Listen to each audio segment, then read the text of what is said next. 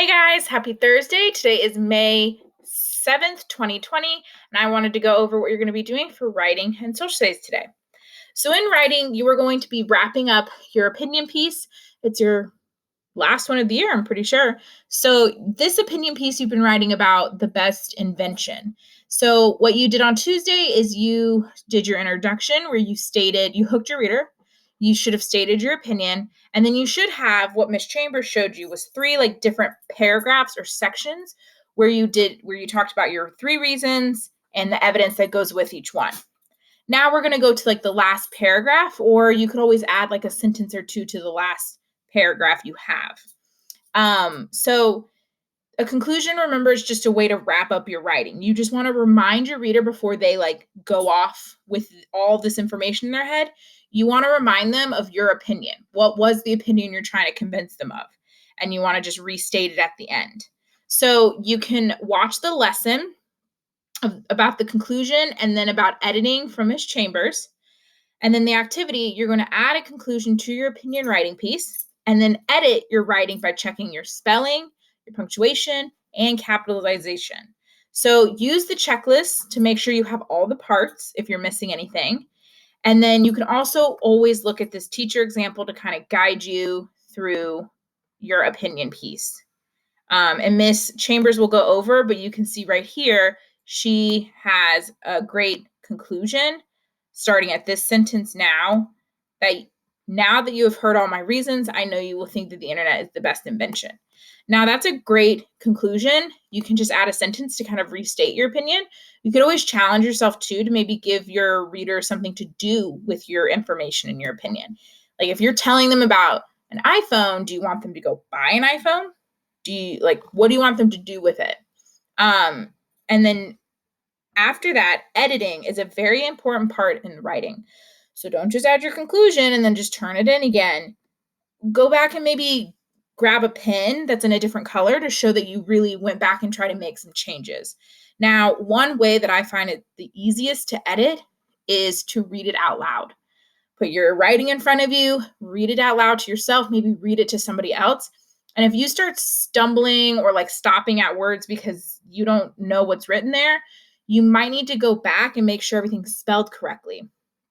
If you're reading and you're getting confused, check if there's punctuation, because remember, punctuation signals readers to kind of pause and then continue. So just make sure you have all that because it only makes it easier for you to read and for your readers to read it as well. So make sure to go back and do that. And then also for capitalization, you can have some extra help here. If you click this link, Miss Lubakin is going to go over kind of a little trick to remind you what needs to be capitalized. And she talks about something called mints, kind of like a mint you put in your mouth to get fresh breath. But we're not really talking about those mints. It actually stands for something. Each letter in mints, MINTS, as Miss Lubakin will go over, stands for something that you should be capitalizing. So I'm going to post this picture here on our dojo story that I post every day. So you can come back and make sure as you're going through your writing that you're looking at these things and capitalizing those. So for example, months. My birthday is in June. The letter I, if you're saying I can't wait to open my gift, it should be capitalized. N is for names, which are proper nouns, so names of places, people, or things. And then T is for titles, so like a title of a book, of a movie, of a magazine, of a newspaper. Yeah, and then S, start of sentences. So every time you start a sentence, if there's punctuation, you should be capitalizing the next letter for the next word. Okay? All right. So once you edit your writing, you can post that to your dojo portfolio. And for social studies, you are going to be watching a video with Miss Cannelberry. And what she's going to do is it's a fun video, and it's going to show you situations of different types of exchanges of goods and services. So what she's going to do is you're going to watch the video, and then you are going to pause with her and answer some questions. So I'll click on the video and kind of let you see.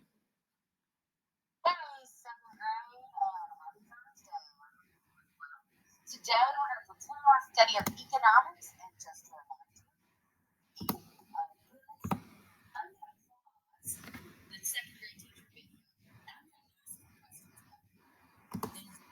Okay, so there's this video back here for your second grade teachers, and Miss Candleberry is here, and she's going to pause this video as it goes to kind of pause and ask you questions. So you're going to need a piece of paper before you do social studies and a pencil, and make sure when she tells you to pause that you pause and really try your best to answer the questions.